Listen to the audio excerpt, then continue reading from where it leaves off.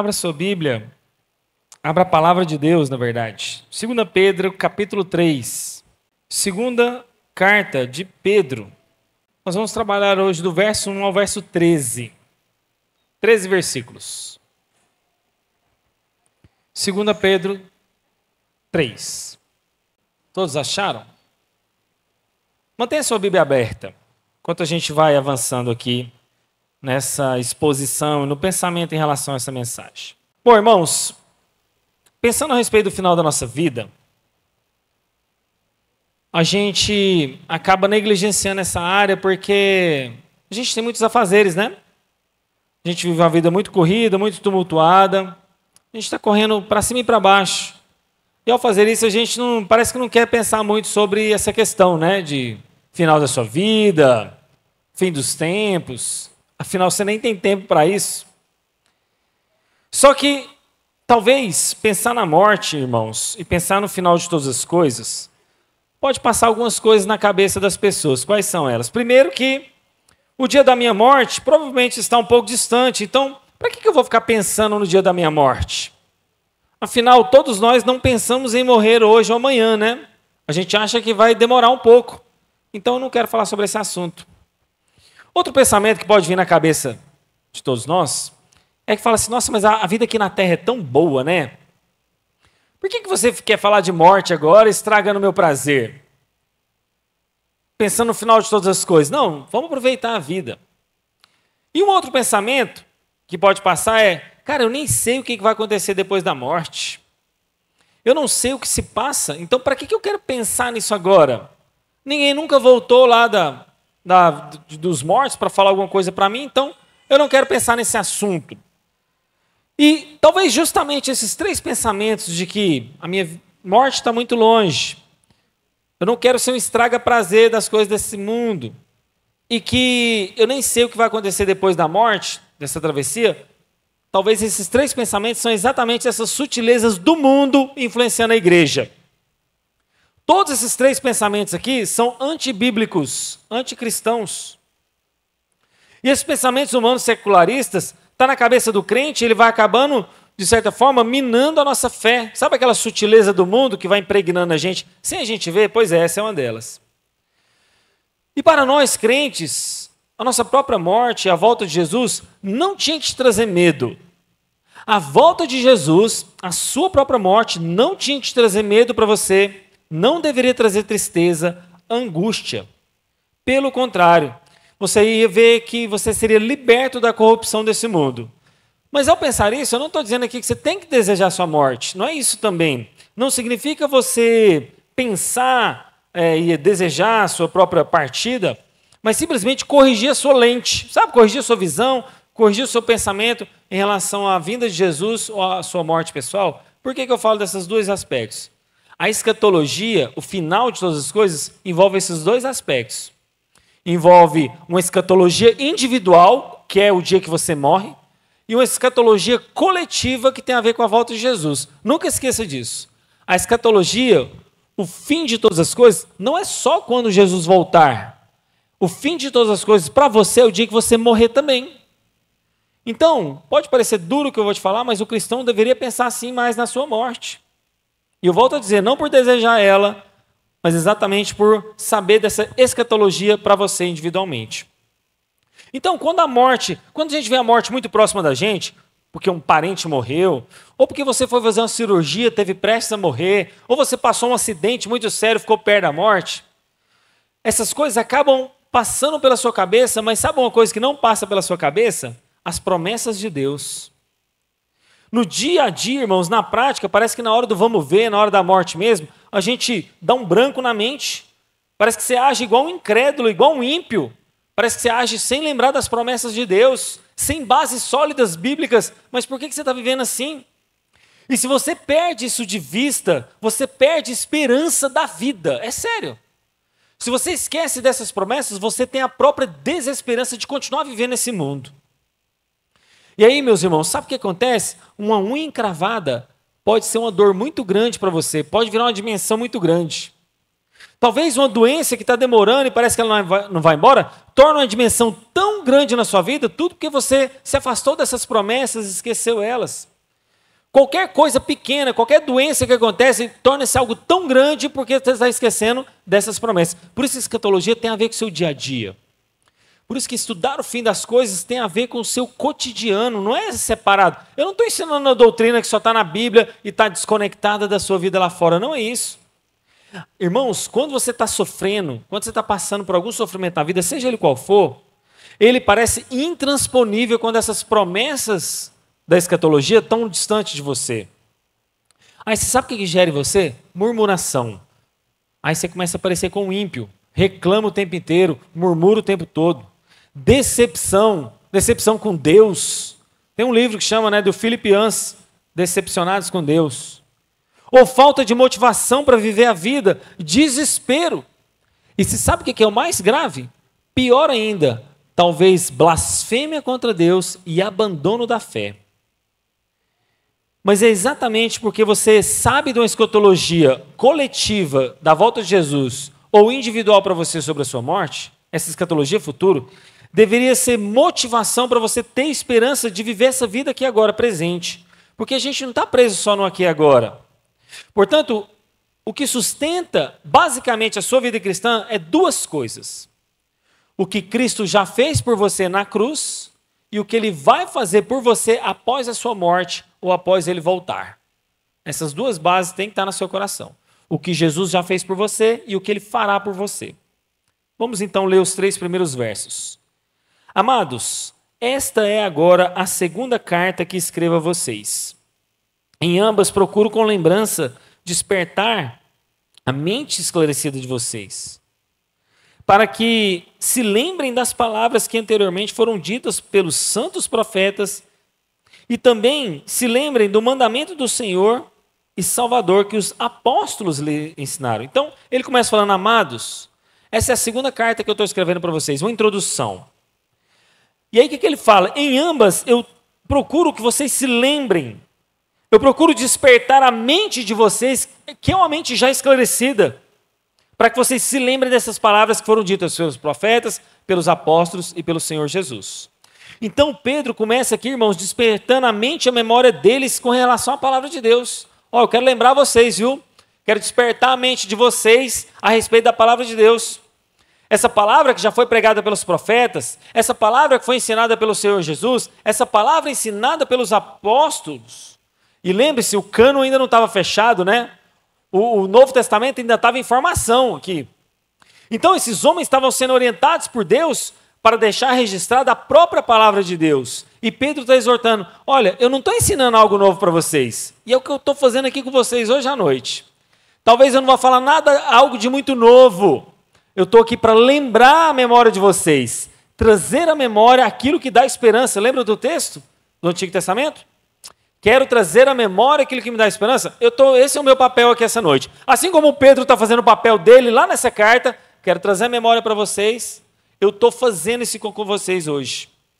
E Pedro, então, quer lembrar ele das promessas de Deus, as promessas já ensinadas.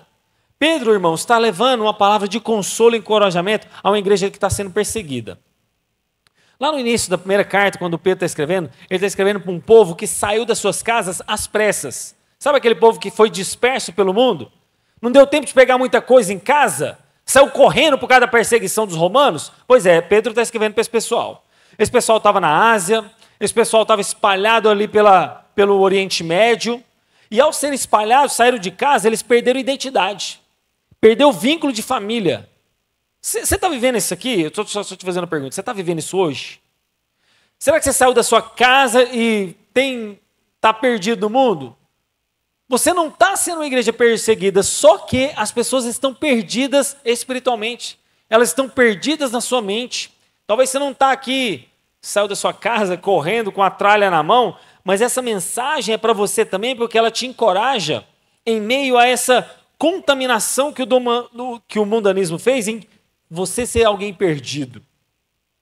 Pedro, então, está falando para esses irmãos dispersos nessas regiões, e agora, irmãos, ele está vivendo um contexto de perseguição. E não fisicamente eu falo da perseguição que você talvez sofre, mas você está disperso em relação à palavra de Deus. Você está alguém perdido. Pedro, então, está escrevendo para pessoas que precisam ser reorientadas, direcionadas. Pessoas que precisam ser motivadas, encorajadas a permanecerem fiéis. É um despertar dessa lembrança, dessa esperança. E assim eu falo com vocês hoje. Eu estou como se fosse como Pedro naquela época. Pedro está escrevendo para uma igreja perseguida, eu estou escrevendo para irmãos que agora estão dispersos. Não fisicamente falando, mas espiritualmente falando e talvez até mentalmente. Calvino fala uma coisa interessante quando ele está comentando essa carta de Pedro. Ele diz o seguinte: olha, a mente das pessoas mais piedosas, nós estamos falando de gente mais piedosa. Imagine eu e você que eu não me considero tão piedoso assim. Mas as mentes das pessoas mais piedosas ficam obscurecidas. Elas enferrujam. Quando as advertências são ditas, elas despertam. Que é o que eu quero fazer hoje com vocês. Irmãos, mesmo pessoas dotadas de grande aprendizado, tornam-se muitas das vezes na vida sonolentas para as coisas de Deus. Então Calvino fala que elas precisam ser estimuladas por meio de avisos. E esse aviso eu quero fazer aqui com você hoje à noite. Na mesma linha, Charles Spurgeon escreve o seguinte: às vezes, a mente das pessoas mais esclarecidas precisam ser despertadas. Existem memórias das Sagradas Escrituras que estão na mente de todo crente, mas essa memória tende a ficar enfraquecida, adormecida. Então, é bom a gente tocar uma campainha que faz como uma espécie de alarme para despertar as memórias dentro do coração de cada crente. Irmão, não pense que você encher a sua vida só de informação da Bíblia. Eu estava falando isso hoje ali para a Márcia, para a Leandro e para o Watson. Só informação bíblica não é o suficiente. Você precisa acreditar nessa informação. Você tem que saber o que você está fazendo com essa informação que eu estou pregando aqui hoje à noite. Você só vai levar para casa como uma mera informação? E aí no versículo 3 ele fala: antes de tudo, saibam que nos últimos dias virão escarnecedores, com as suas zombarias, andando segundo as suas próprias paixões e dizendo: onde está a promessa da sua vinda? Porque desde que os pais morreram, todas as coisas permanecem desde o princípio da criação. Irmãos, o que é o escarnecedor? O escarnecedor está falando o seguinte: olha, eu ouço essa história de Jesus voltar tem um tempão, viu? Esses crentes, eu estou achando que eles estão iludidos. Quem nunca ouviu falar da volta de Jesus, mesmo quando você não era convertido? Talvez você já ouviu falar que Jesus voltaria um dia. Os escarnecedores estão dizendo o seguinte: olha, irmãos não, né? Os escarnecedores estão falando: onde é que está a promessa dessa vinda aí de Jesus? Desde que nossos pais morreram, todas as coisas permanecem desde o princípio da criação. Gente, eles estão zombando aqui da nossa fé. Está dizendo assim: essa história de Jesus voltar não vai acontecer nada. Gente, os escarnecedores estão falando: olha para trás, olha a criação, está tudo igual. Está tudo do mesmo jeito, nada mudou e nada vai mudar. Deus não está preocupado com essa questão de ter que voltar. Cadê essa promessa que não se cumpriu ainda? E essa palavra, últimos dias, é o período exatamente da primeira e da segunda vinda, quando ele começa dizendo, antes de tudo, saibam que nos últimos dias virão escarnecedores. Essa frase, últimos dias, é entre a primeira e a segunda vinda de Jesus. E esses escarnecedores, ele já citou no texto anteriormente, falando sobre falsos profetas. Mas essa é a atitude de pessoas que zombavam assim também no Antigo Testamento. Olha o que eles diziam, segundo Sofonias capítulo 1, verso 12. O Senhor não faz bem e não faz mal. Em outras palavras, esse texto de Sofonias está dizendo o seguinte: olha, Deus tanto faz. Deus existiu ou não, Ele não faz bem e não faz mal mesmo, o mundo permanece do mesmo jeito. Ou então eles diziam, segundo Naum, capítulo 1, verso 3, onde que Deus era impotente para intervir no mundo nos problemas atuais. Então esse escárnio, meu irmão e minha irmã, é algo intencional por essas pessoas. Eles, de fato, zombam de Deus de forma deliberada, desprezam a Deus. Em outras palavras, esses escarnecedores estão dizendo: gente, para de pensar sobre a volta de Jesus. Olhe para trás, olhe para a criação. Não há punição, não há vingança de Deus, não há nada sobre a volta de Jesus. Isso é o que as pessoas pensam. E aí, quando um zombador vier questionar você sobre a volta de Jesus, você vai dizer o seguinte para ele: primeiro, que Deus é eterno, Deus não precisa justificar ao homem, Ele por si só basta. Segundo aspecto, quando essas pessoas vieram zombar de você, dessa escatologia coletiva que eles estão falando, Jesus não voltou, lembre-se a ele que haverá também uma escatologia individual, que haverá um final para a vida dele. Então essa sutileza e zombaria, por mais que você não faça, talvez ela contaminou você. Como que eu quero falar que ela contaminou você? Você acha que Jesus não vai voltar mesmo, de verdade. Você acha que Jesus está muito longe de voltar? Ou você acha que o dia da sua morte é muito longo? Então, tanto a escatologia coletiva quanto a individual parece tão distante que você não se importa com isso. Mesmo que você não zombe de Deus, mas isso para você parece ser muito distante. Aí o verso 5, ele complementa esse pensamento. Ele diz o seguinte, olha, acontece que de propósito, olha só, de propósito, esquecem que os céus existem desde muito tempo e que a terra surgiu da água e através da água pela palavra de Deus. Com base nessa palavra, também o mundo daquele tempo foi destruído, afogado em água. Aqui ele está falando do dilúvio, né? Pela mesma palavra, os céus e a terra que agora existem têm sido guardados para o fogo, estando reservado para o dia do juízo e da destruição do ímpio. Irmãos, em outras palavras, as pessoas ficam com uma memória seletiva, né? Pedro começa falando aqui, olha, acontece que de propósito esquecem que os céus foram criados, existem há muito tempo. Eles têm uma memória seletiva, como a gente, né? Parece que a gente tem uma tendência de querer só lembrar de coisas ruins. Parece que a gente tem uma memória seletiva de esquecer as bênçãos de Deus e as promessas de Deus e só fica lembrando do que é mal. Então vamos supor, né, que alguém aqui da igreja faça o tempo inteiro coisas certas, corretas, aí um dia ele falha comigo, que é normal para todo mundo, aí eu vou lembrar sempre da falha dele, né? Vou ficar lembrando ele, nossa, aquele irmão, aquele dia fez isso. Quer dizer, tudo que ele fez de bom parece que passou. A gente tem essa memória seletiva. Dessa mesma forma, os escarnecedores estavam com essa memória seletiva. Eles falam, olha, essa terra surgiu, né, da água, mas eles esquecem que foi essa mesma forma que Deus enviou o juízo por meio do dilúvio, do qual Deus não fará mais isso, ele mesmo diz. Jesus afirma que no seu sermão escatológico, em Mateus 24, os últimos dias serão como os dias do Noé. Como é que serão esses dias? As pessoas se casavam, davam-se casamento, até o dia que Noé entrou na arca e não o perceberam, e veio então o juízo de Deus sobre a terra. Só que dessa mesma maneira, irmãos, Pedro fala que esse mesmo céu atual não vai ser mais juízo de Deus sobre o dilúvio, sobre as águas. Como que vai ser esse juízo agora? Fogo do céu. Lembra que a gente leu na liturgia que Deus é fogo consumidor? Hebreus capítulo 12. Pois é, esse mesmo Deus que é amor é também fogo consumidor. E esse fogo está reservado, sim, aos ímpios no dia do juízo. E aqueles que escarnecem da volta de Jesus, falando assim, Jesus está voltando nada. Aqueles que ignoram a Deus que Deus também teve um juízo no passado. Deus interveio na história, continua intervendo. As coisas não permanecem da mesma maneira, eles zombam das promessas de que haverá um julgamento da parte de Deus. E alguns crentes estão caindo nisso mesmo. E Pedro está alertando, olha, não esqueçam, não tenham memória seletiva. Pedro está alertando esses crentes, e eu estou lembrando vocês aqui também, a respeito das verdades apostólicas. Porque a gente tem relativizado a volta de Jesus, subestimado o julgamento de Deus, que uma terra que um dia foi julgada e destruída pela água, no futuro será destruída pelo fogo, assim como Sodoma e Gomorra. Então, quando a gente vê fogo na palavra de Deus, é uma metáfora do juízo de Deus. O Antigo Testamento mostra isso, bem como o Novo Testamento. E a palavra de Deus tem sido ignorada.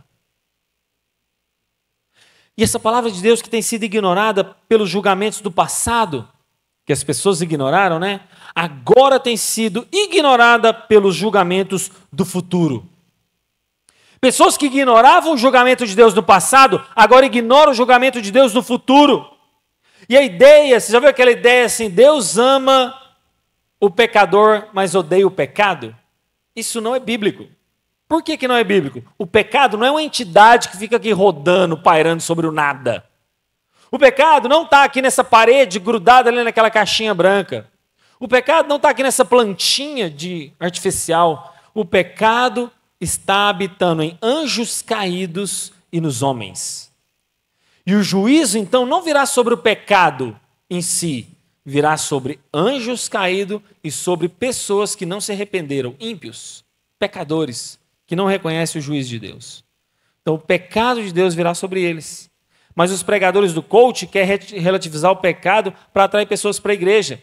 Quer relativizar o pecado para que mantenham igrejas cheias, para que possam amar aquilo tudo que eles estão ouvindo. E no verso 8, continuando, diz, mas há uma coisa, amados, e ele está repetindo a palavra amados, que vocês não devem se esquecer. Pedro está sendo agora enfático, olha só, ele não falou no verso 5, acontece de propósito que eles esquecem algumas coisas, os esquecedores têm a memória seletiva, né? Eles esquecem umas coisas, mas quer lembrar de outras. Mas aí Pedro está falando, olha, mas há uma coisa, amados, que vocês não devem esquecer, que para o Senhor um dia é como 1000 anos, e 1000 anos são como um dia. O Senhor não retarda a sua promessa, ainda que alguns julgam ela demorada. Pelo contrário, ele é paciente com vocês, não querendo que ninguém pereça, mas que todos cheguem ao arrependimento. Irmãos, ele está falando o seguinte, uma coisa vocês não podem esquecer, que para o Senhor um dia é como 1000 anos, e 1000 anos para o Senhor é como um dia. Sabe o que Pedro está falando aqui? Da eternidade dele. Ele não está falando de forma literal, que é mais ou menos assim, olha, nós estamos no ano de 2023, né? Não quer dizer que lá no mundo celestial, para Deus, passou só 2 dias, né? Porque são 2000 anos, se cada 1000 anos é um dia, passou para Deus 2 dias, para nós passou 2000 anos. Não, não tem nada a ver com isso. Na verdade, é uma forma figurada de mostrar a eternidade de Deus. Para Deus, irmãos, entre aspas, né? Tanto faz um dia quanto 1000 anos, porque Deus não está restrito a esse tempo como nós. Deus é atemporal, Deus é fora do tempo. E porque Ele é atemporal e fora do tempo, Ele é eterno. Para Deus não existe passado, presente e futuro. Para nós, sim. Então, talvez para a perspectiva humana, Jesus pode estar demorando. Talvez pela nossa perspectiva humana, talvez Jesus está se demorando, essa promessa está demorando a cumprir, mas ela não está demorando, porque para Deus, que é eterno, que está fora do tempo, a agenda de Deus está marcada o dia da volta de Jesus. Lá na agenda de Deus, custe o que custar, doe quem doer, ele vai voltar. E na agenda de Deus, ele não está atrasado. Na agenda de Deus não está atrasado nem adiantado a volta de Jesus. E Deus não precisa se justificar para mim e para você. Porque na nossa perspectiva, se Jesus já tem 2023 anos, vamos tirar o tempo de vida de Jesus, né? 33 anos. Então, se Jesus, nós estamos no ano 2023. Vamos fazer uma conta aqui rápido. Estamos no ano 2023. Se a gente tirar 33 anos, são 1990 anos, né? Deu certo? Então, se há 1990 anos Jesus ainda não voltou, ele não está atrasado no seu retorno. A agenda de Deus se cumprirá. Aos nossos olhos pode parecer que está demorando. Aos nossos olhos você queria que Jesus voltasse amanhã, agora, eu não sei. Mas na agenda de Deus isso não está atrasado, isso não está adiantado. Na verdade se cumprirá no dia correto. Mas os homens que discernem o tempo de dias e anos, passado e presente, futuro, ele acha que está demorando. Mas Deus transcende todas as coisas porque Deus é tão grande. E Pedro está tentando decifrar essa grandeza, essa eternidade de Deus. Olha, irmãos, para Deus, um dia é como 1000 anos e 1000 anos é como um dia. Não faz a menor diferença para Deus. O argumento de Pedro aqui, então, é a perfeição e o seu atributo eterno. Irmãos, o fato é que se nós insistirmos na perspectiva humana de que Jesus está demorando e que sua vinda está atrasada, sabe o que vai causar em nós? Falta de fé e desesperança. Se na sua cabeça você ficar focado nisso, você ficar pensando que Jesus está demorando, isso vai trazer desesperança ao seu coração. É interessante que os discípulos também estavam curiosos para saber essa data. Atos capítulo 1, versos 7 e 8, os discípulos perguntou: Senhor Jesus, mas quando é que vai acontecer todas essas coisas e que Israel vai ser restaurada? Sabe o que Jesus responde para ele? Não compete a vocês saber isso, só compete ao Pai. E enquanto isso não acontece, o que vocês têm que fazer? Pregue o evangelho, sejam minhas testemunhas em toda a terra. O seu papel não é ficar especulando o dia que Jesus vai voltar. O seu papel é testemunhar do evangelho de Jesus aqui nesse mundo. Então, ao invés de você ficar duvidando do cumprimento da promessa de Deus, olhe para Ele, olhe para a bondade dEle. Sabe por quê? Pedro explica essa suposta demora na visão nossa. O que ele fala?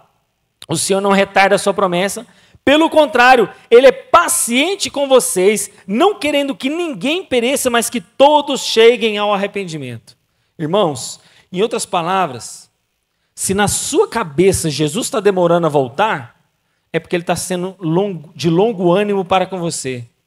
Se na sua cabeça parece que Jesus está demorando, na perspectiva humana parece que Jesus está demorando, sabe por que está demorando então na sua cabeça? É porque Deus está sendo paciente com você, está esperando você se arrepender.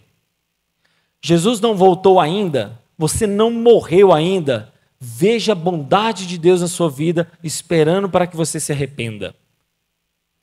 Veja de outra perspectiva. Se Deus está demorando, ou se a morte sua está demorando, se você acha que Jesus está demorando a voltar, então veja a bondade de Deus para com você. Ele é de longo ânimo. Deus está demorando, esperando para que seja paciente, para que você se arrependa. Então essa suposta demora deve ser atribuída, não porque Deus é indiferente, não porque Deus está desinteressado na volta dele, mas por causa da graça, por causa da misericórdia, porque Ele está te dando tempo para você se arrepender dos seus pecados. Então essa suposta demora aos olhos humanos não deveria ser um desânimo para você, uma incredulidade. Pelo contrário, você deveria estar animado, porque Deus está sendo bondoso para com você. E o foco então é na bondade e na misericórdia de Deus. Agora eu quero usar um termo aqui, que talvez pode parecer estranho, olha só. Ele fala o seguinte, olha, não querendo que ninguém pereça, mas que todos cheguem ao arrependimento. O que Deus está querendo dizer com isso? Quando ele fala que para que ninguém pereça, irmãos, e que todos cheguem ao arrependimento, ele não está falando de toda a terra, porque não é todo mundo que vai ser salvo, não é verdade? Se Deus estivesse esperando para que todos cheguem ao arrependimento e para que ninguém morra, então todo mundo seria salvo. Então os arminianos, o que é os arminianos? Os arminianos é aqueles que creem contrário à doutrina da eleição, né? Eles não creem que Deus escolheu pessoas. Os arminianos acham que ele decidiu por Jesus e ele é salvo por ele mesmo, por causa do mérito dele. Foi eu que decidi escolher Jesus. Não foi Jesus que me escolhe. Eu é que escolho a Deus. Pois é, os arminianos pensam assim, nós cremos na eleição, que Deus vai lá e elege alguns. Por que Deus elege alguns para a salvação? Irmãos, eu não sei. Eu não sei por que Deus elege uns para a salvação e outros não. Eu vou te fazer uma pergunta agora, eu vou voltar essa pergunta para você. Você escolheria todo mundo para ser salvo? Sim ou não? Você escolheria todos para serem salvos?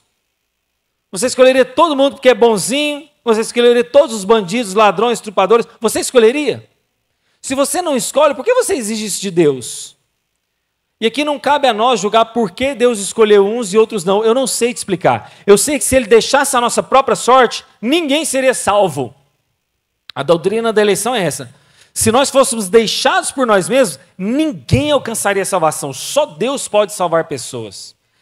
Porque eu não posso mudar ninguém. Então, aqueles que não acreditam na doutrina da eleição, quando usa esse texto, em outras palavras, ele está dizendo que todo mundo vai ser salvo. Então, o primeiro fato, esse primeiro querer de Deus, é diferente, né? Olha só, não querendo... Deus não quer que ninguém pereça. Aqui há 3 formas de Deus, do querer de Deus. Sabe qual que é o primeiro querer de Deus? Aquele que Ele decreta. Por exemplo, Deus quis criar o mundo, decretou. Não adianta você espernear, não adianta fazer nada, é um decreto de Deus. É um dos quereres de Deus. Deus vai condenar Satanás, é um dos quereres de Deus. Não adianta você orar. Eu já contei essa história para vocês, né? De uma irmã que orava pela conversão do diabo. Não adianta, você querendo ou não, Satanás vai ser condenado. É um decreto. Ah, eu não quero que Jesus volte. Não, é decreto. Esse é um dos quereres de Deus. Querer decretivo. Há um outro segundo querer de Deus, sabe qual que é? Que é aquele querer que Deus deseja que você faça isso, mas você é rebelde e não faz. Por exemplo, é a vontade de Deus que você não tenha outros deuses. É o querer de Deus. É o querer de Deus que você adora Ele, mas você às vezes não adora. Você adora outras coisas. Esse é o segundo querer de Deus que a gente chama de querer preceptivo. Deus quer que você o adore, mas você não adora. E o terceiro e último querer, que é essa vontade de Deus, basicamente, é um querer que tem a ver com a disposição de Deus em relação à humanidade caída. Deus deseja com que todos sejam salvos, mas Ele, como um juiz, tem que condenar. Por mais que Ele quisesse que todos fossem salvos, nem todos serão. Ele terá que condenar alguns. E Ele faz isso com tristeza. Então, quando ele fala assim, ó, que ele não quer que nenhum pereça, o que é esse nenhum aqui, irmãos? Olha só, querendo que ninguém pereça, ou nenhum pereça. Basicamente, ele está falando o quê? Soberanamente, que nenhum dos eleitos pereçam. Ou seja, essa palavra nenhum é combinado com a palavra para convosco, para com os eleitos, para os crentes. Ele está falando assim para os crentes. Então, Deus é longânimo para com você, para que ninguém pereça. Ou seja, Jesus só vai voltar quando todos os eleitos forem chamados. Jesus só vai voltar quando todo o aprisco de Israel for reunido por ele. Quando todo mundo que é eleito for salvo. Enquanto as ovelhas de Israel estão dispersas, Jesus não voltará. Enquanto haverá ainda algum eleito para ser salvo, Cristo não virá, o fim não virá. Porque só vai vir quando todos forem chamados. Então essa promessa que parece ser retardada, na verdade, da perspectiva de Deus, é cumprimento dos propósitos dele. Porque Jesus está tendo paciência em esperar cada um dos eleitos. Ele não é filho do homem para que minta, Números 23. Ele não engana ninguém e ele é fiel para cumprir todas as suas promessas, Hebreus capítulo 10. E essa promessa não falhou. Sabe por que essa promessa não falhou? Porque essa promessa escatológica acontece todo dia para aquele que morre crente. O crente que morre. Todo dia deve morrer um crente no mundo, né? E essa promessa, então, não falhou porque naquele dia, para aquela pessoa que morreu, individualmente, Jesus voltou para ela. E ao Jesus voltar para aquela pessoa individualmente que morreu, ela foi para o céu. Jesus arrebatou ela para o seu reino. Então, irmãos, um dia todos nós vamos morrer. E se a gente está em Cristo Jesus, a gente vai ser recolhido para Deus por meio dele. Esse verso, então, tinha que acalmar o seu coração, porque Deus está esticando a paciência dele. Olha, gente, você está falando que Deus está atrasando? Não, mas é a manifestação da bondade de Deus. Mesmo diante de lutas, adversidade, não tire o foco disso, permaneça firme nessa comunhão com Deus. Cristo também passou por tribulação, ele estava representando a gente lá naquela cruz, e de pendurado, a Bíblia diz que ele contemplava com alegria aquilo que estava proposto a ele, a alegria de todas as coisas, o seu galardão. Então Jesus transcendeu o sofrimento na cruz, olhando para aquela glória que estava proposta para ele. Assim tem que ser você. Sabe por quê? Se você esquecer disso, você vai faltar esperança para você. Se você esquecer disso, você vai ser uma pessoa constantemente insegura e ansiosa. E aí, caminhando já para o final, verso 10. Porém, o dia do Senhor virá como um ladrão. Naquele dia, os céus passarão com grande estrondo, os elementos se desfarão pelo fogo, também a terra e as obras que nela existem desaparecerão. E aí ele continua: uma vez que tudo isso será assim desfeito, vocês devem ser pessoas que vivem de maneira santa e piedosa, esperando e apressando a vinda do dia de Deus. Por causa desse dia, os céus incendiados serão desfeitos e os elementos se derreterão pelo calor. Irmão, esse dia do Senhor é o dia do julgamento de Deus. Esse julgamento vai vir. E esse período do julgamento de Deus, que é esse dia da grande tribulação, esse dia do Senhor, o dia do julgamento, ele é descrito com alguns aspectos. Qual que é o primeiro aspecto? Ele vai vir como um ladrão. E aqui não tem como a gente ilustrar melhor, né? O ladrão é de surpresa. Você não está esperando o ladrão chegar na sua casa. Então essa metáfora o próprio Jesus usa e Paulo usa para expressar que é o dia que menos a gente espera. Sabe aquele dia sem aviso prévio? Jesus vem de repente como um ladrão. E essa manifestação que será gloriosa do retorno dele vai vir para julgar. E aí, olha só, irmãos, esses elementos começam a ser descritos. O céu passará com estrondo. Os elementos, e aqui ele está falando de elementos celestes, serão desfeitos, serão abrasados, irão derreter. A terra e as obras que existem nela serão atingidas por isso. E todas as coisas serão desfeitas, o céu será incendiado e será tudo então refeito. Irmãos, aqui é uma descrição máxima de tudo que vai acontecer. Por isso que esses elementos aqui é uma descrição catastrófica. Por isso que a gente viu que os céus vão ser julgados com fogo. As Escrituras indicam que esses corpos celestes serão afetados o dia que Jesus voltar. É como se o sol e a estrela que é mencionado lá em Gênesis agora vão ser desfeitos por esse fogo. A terra e tudo que é nela há será desnudado. E aqui é uma tradução de variantes de manuscritos gregos mostrando que a terra será queimada. Irmão, por causa disso, o que você tem que pensar então agora? Você vai se desesperar por causa disso? Se você está firme em Deus, você tem que viver como que Pedro está falando. Pedro não fala o seguinte, olha, corra para as cavernas, procure um abrigo. O que Pedro fala para a gente? Olha só. Verso 11, uma vez que tudo assim será desfeito, vocês devem viver uma vida santa e piedosa. O seu papel nesse mundo, esperando a volta de Jesus, esperando a sua morte, escatologia individual ou coletiva, é viver uma vida santa e piedosa. Tendo em visto que tudo isso será destruído, como que você tem que viver? Santa e piedosamente. Essa é a característica nossa. Isso é o que você tem que pensar. Você não tem que ficar preocupado com os detalhes. Você deve viver essa vida santa e piedosa, ou seja, na esfera da santidade. Logo, ao invés de você ser curioso sobre os detalhes do fim, você deveria estar focado de viver uma vida santa e piedosa.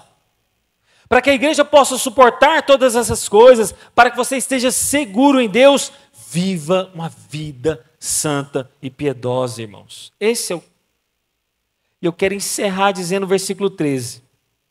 Nós, porém, segundo a promessa de Deus, esperamos novos céus e nova terra, dos quais habita a justiça. Como será esse novos céus e nova terra? Há duas perspectivas aqui e eu não tenho opinião formada sobre nenhuma delas. Todas duas eu acho que têm o seu valor bíblico.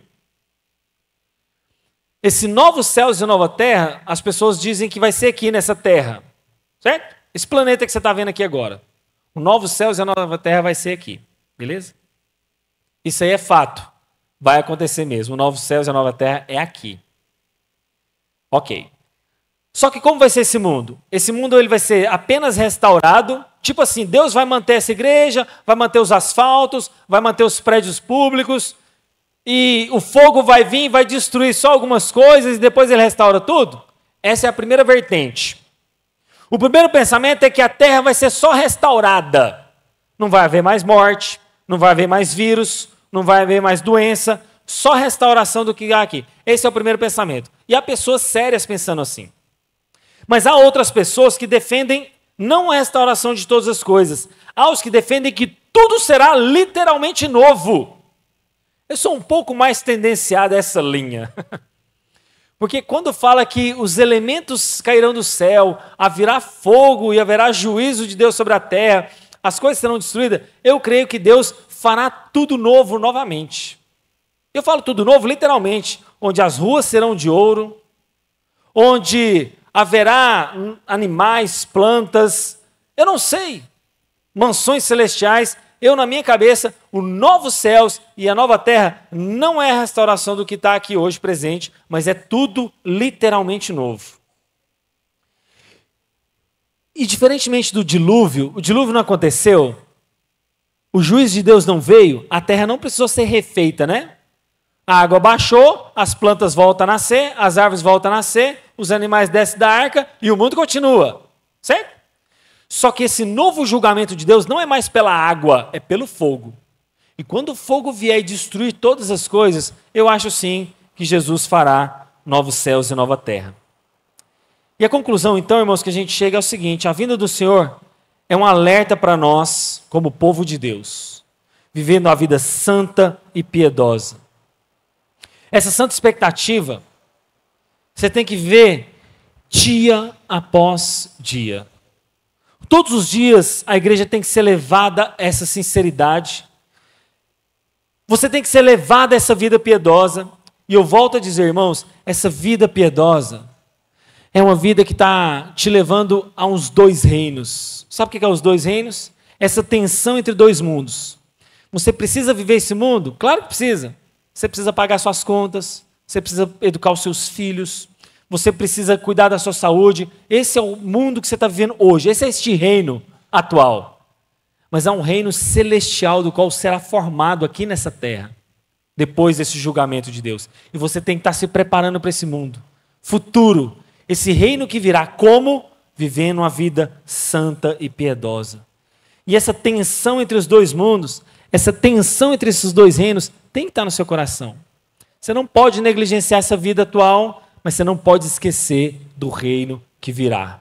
Novos céus e nova terra virão. Como é que você tem vivido? Você tem vivido nesse mundo sem esperança? Você tem vivido desiludido? Feche seus olhos.